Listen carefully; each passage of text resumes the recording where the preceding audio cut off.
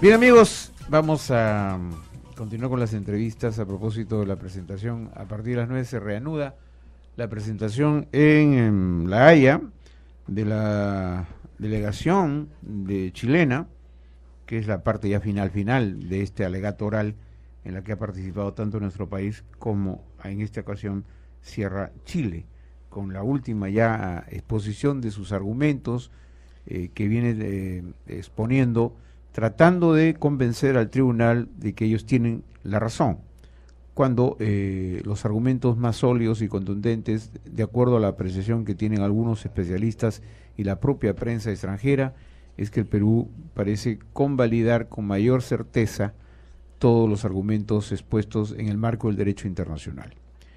El doctor Raúl Villanueva Pascuale es un especialista en derecho internacional, ha integrado el comité técnico de la delegación peruana ante la Haya y está con nosotros para conversar justamente sobre la última etapa de la exposición chilena ante el Tribunal de la Haya. Doctor Raúl Villanueva, bienvenido a Radio Nacional, ¿cómo está usted? Buenos días, muchas gracias. ¿Puede acercarse al micrófono, sí, por favor? Gracias. A ver, Chile ha sostenido a lo largo de estos días argumentos que muchas veces se han calificado como rebuscados, ¿no? Es decir, ha sacado textos escolares, documentos de archivo, tratando de alguna u otra manera de, según ellos, demostrar que existe un tratado de límites marítimos con el Perú. Sin embargo, el documento fiel que, digamos, demostraría la existencia de ese tratado sería pues un tratado efectivamente específico, ¿no? Que diga que estos son los límites entre Perú y Chile, cosa que no hay. La declaración de Santiago es un referente que ellos han utilizado, ¿no es cierto?, para tratar de demostrar que con el Perú en el 52 y el 54 hubo una fijación de límites, pero eran exclusivamente, como todo ya se ha señalado, para temas pesqueros. ¿Cuál es su reflexión en este momento, ya en la última etapa de lo que ha escuchado de los delegados chilenos? Bueno, hoy día me ha parecido clave la falta de respuesta a la pregunta del juez Benoît. El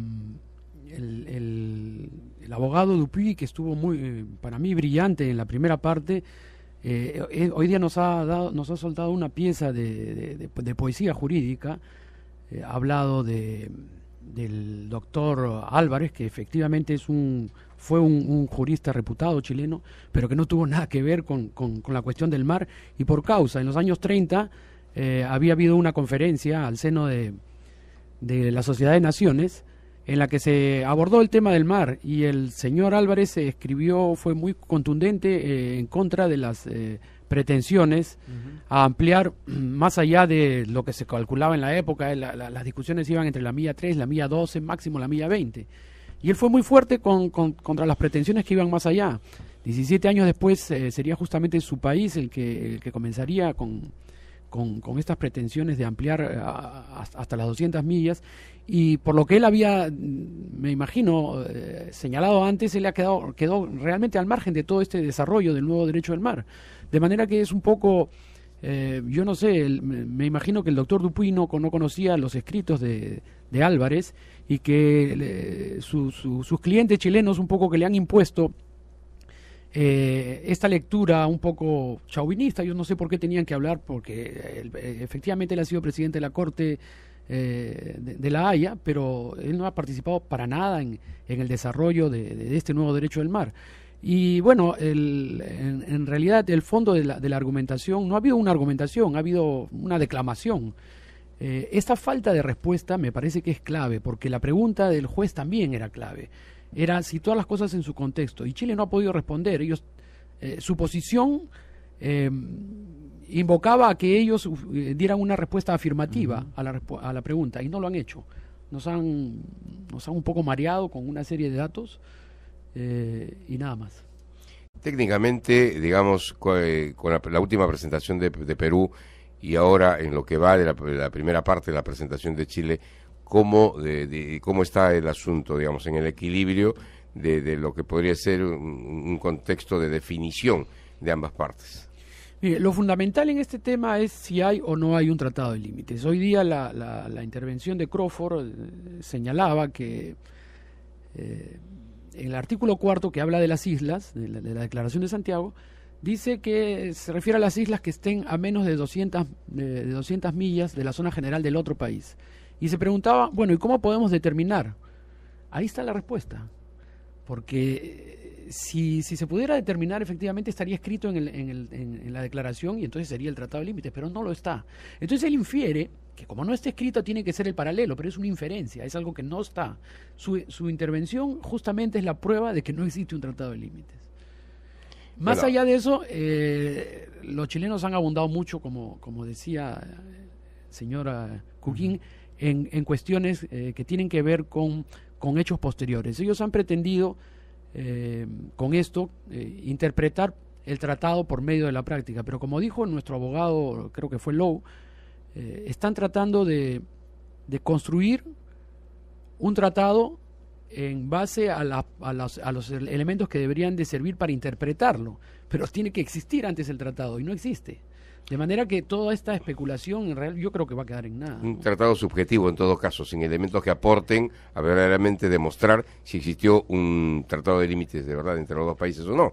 Ahora, ¿cómo se vislumbra la parte final ya que les corresponde a ellos 3 de la tarde hora de La Haya, 9 de la mañana hora de Perú?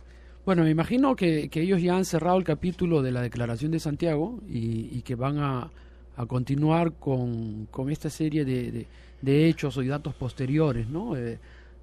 Las capturas, los libros escolares, los mapas, y ya no creo que se centren o que regresen a la Declaración de Santiago, ¿no? Eso lo han hecho esta mañana. Sí, parece que no, que la están olvidando, ¿no? Sí, estratégicamente. Esta mañana han hablado de la Declaración de Santiago, pero más que hablar de la propia declaración, han hablado de los métodos que sirvieron a las partes para determinar la anchura de su zona marítima. Eso no está en la Declaración de Santiago, por ningún lado. El problema es que Perú ha caído en esa discusión, pero al margen de eso, ellos no han dicho gran cosa sobre la Declaración de Santiago. Se han ido por este tema de los métodos empleados para determinar la anchura de una zona marítima. Para ellos los métodos es casi una práctica habitual, porque ellos hablan de eso, ¿no? Había una práctica y como la práctica ha sido habitual y ha sido permanente, entonces damos por hecho lo que no es de derecho. Más bien los métodos, la discusión sobre los métodos va al tema del solapamiento de las zonas de solapamiento, ya, ¿no? Pero ellos cuando hablan de eso casi de inmediato hacen referencia a que ha sido una práctica habitual del Perú reconocer, ¿no es cierto? Entonces se basan en esa práctica, es algo que usted hace todos los días o no, entonces ya dice esto, o sea que es habitual, entonces usted ya está reconociendo. Pero en documentos no existe, pues no existe. Este es el tema. Usted como abogado sabe, usted es abogado, ¿no es cierto? Así es. Sabe que documento que no existe en el expediente no existe, pues. Claro. ¿No es cierto? ¿No es cierto? O sea, en un proceso, ¿no? Y aquí no existe en el expediente ni siquiera histórico, ¿no? Histórico, entonces no se puede tomar como referente para, digamos, hacer una resolución o una sentencia, ¿no? Es lo que yo sé, no soy abogado, pero por tanto tiempo uno siempre, los abogados cuando están litigando dicen, ¿no? Ese documento, ese papel, y lo dicen acá o en cualquier foro, ¿no? De derecho, si no está en el expediente, no existe. Claro. Y entonces el argumento es más sólido que ese, ¿no es cierto? O sea, ellos no podían haber sacado ningún as bajo la manga, incluso en esta fase oral, que no se haya tratado ya durante todo el proceso que ha durado estos años, ¿no es cierto?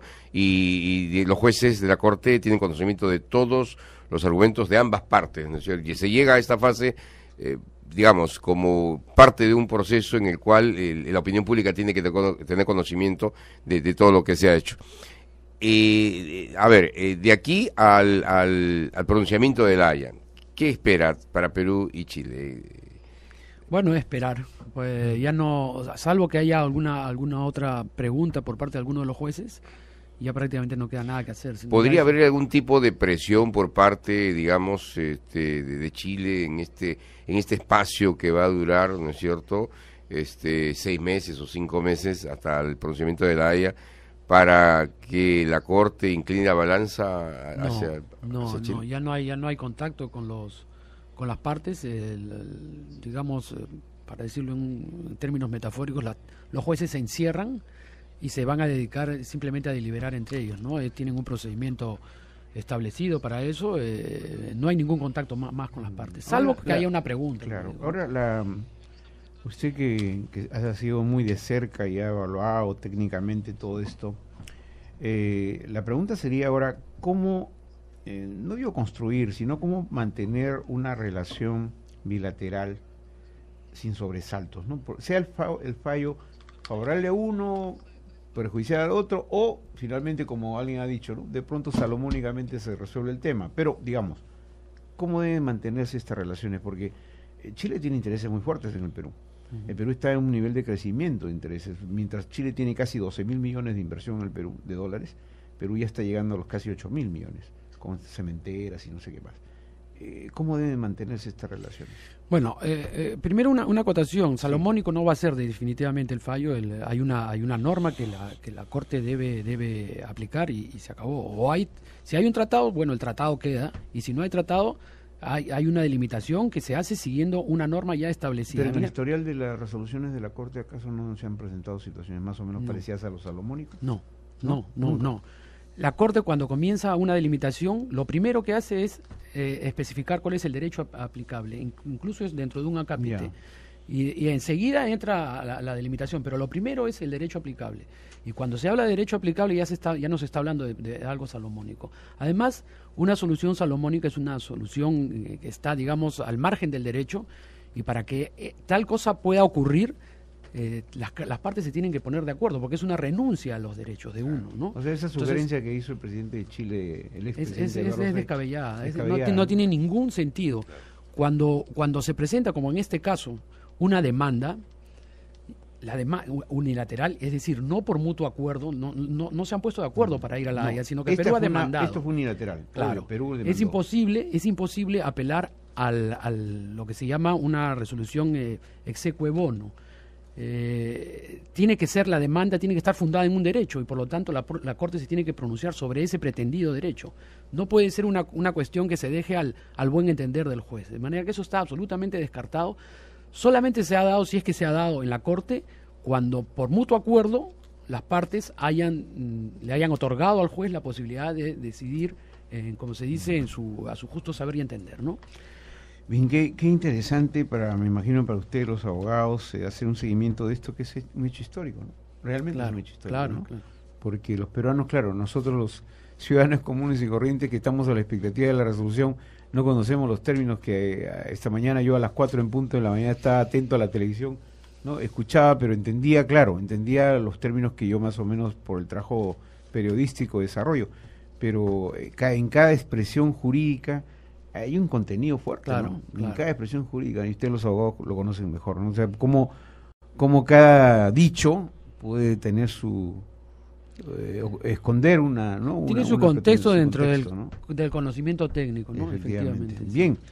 Amigos, hemos conversado, ojalá que prontamente, más adelante, tengamos una mayor presencia al doctor Raúl Villanueva Pascuale, que es un experto en Derecho Internacional, ha integrado el Comité Técnico de la Delegación Peruana ante la Haya, de tal suerte que sus puntos de vista, sus conocimientos, de alguna manera nos ayudan a todos los ciudadanos a entender mejor este problema y a estar predispuestos y preparados para cualquier tipo de fallo que se dé en los próximos meses, que más o menos se calcula, ¿no? En junio, julio, ¿no? Más o menos. Más o menos sería la sentencia o resolución final de la Corte Internacional de Justicia de la Haya.